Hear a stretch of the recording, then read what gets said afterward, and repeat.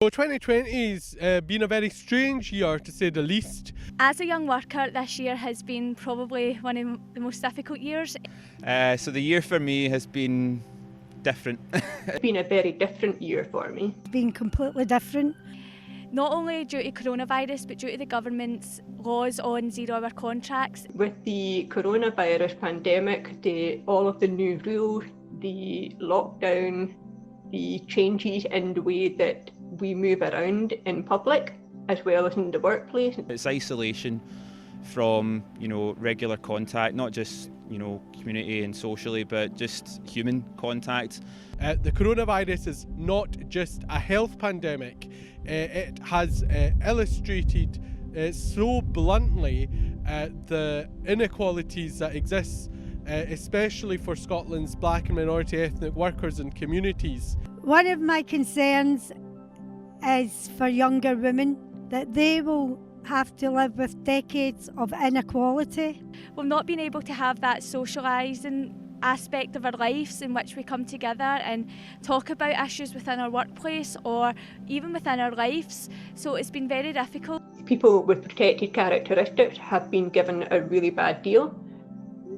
Many people with protected characteristics are struggling to stay in work, to stay in full-time work. They're on 0 hours contract. A lot of LGBT plus people still suffer from family rejections. So for those who are maybe living at home with LGBT plus phobic parents, that can be difficult.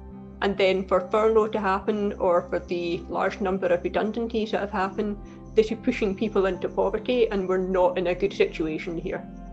Equalities is really important because it drives so much of what happens in the world, and it affects literally every one of us, some of us in so many different ways. It's been stressful, it's been positive at the same time though, helping individuals who have to adjust to working from home.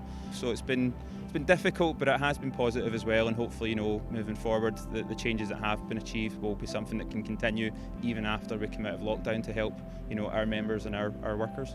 I think it's been heartening to see so many online campaigns that have been getting carried out, as well as online meetings where young workers have the opportunity to come together and discuss ideas. I'm concerned that equality is a soundbite and not actually acted upon.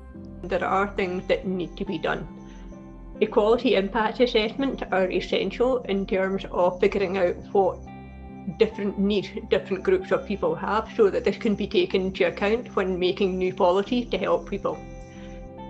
We can't have solution without talking to the people that they're going to affect. So that means that we need to be talking to as many people as possible from as many different backgrounds as possible. There's a lack of data, there is inconsistency when employers in particular are applying risk assessments for black and minority ethnic workers, and those are the things that we want to see really being tackled. We want greater consistency of practice in terms of risk assessments and protection and health and safety for workers, and we also want to see that data being collated and improved and how it's being analysed and used to inform policy and practice. Inequalities are rising during the pandemic, and we don't want them to rise even more. The government need to be held accountable, and by doing that there should be a job guarantee scheme, especially for young people who are on these temporary contracts, so that people are in secure work and they can provide for themselves. As well, 0 hour contracts should be outright banned. It's a despicable practice that leaves people in an insecure life. People are going to have fixed contracts. They know the hours they're working to meet with childcare provisions, because it's shown through this pandemic that women are key.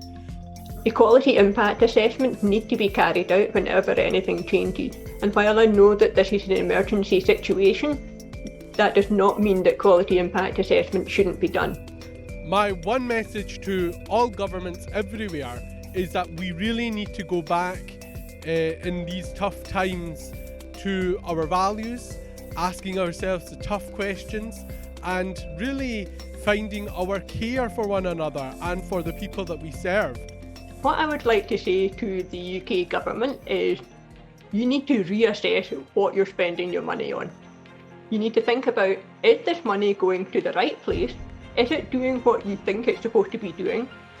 because there's quite a lot of money being wasted on things that are not working.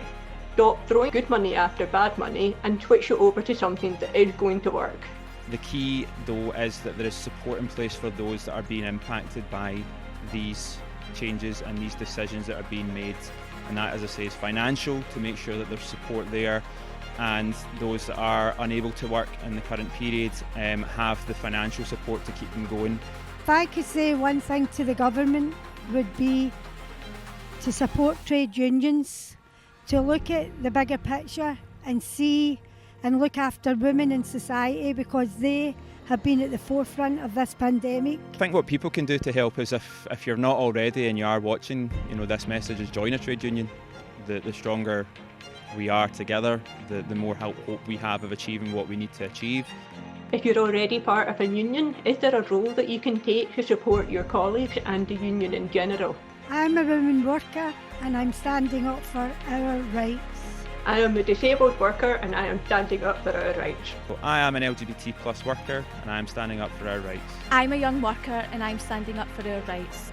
I'm a black worker and I'm standing up for our rights. We're Scotland's workers and together we are stronger.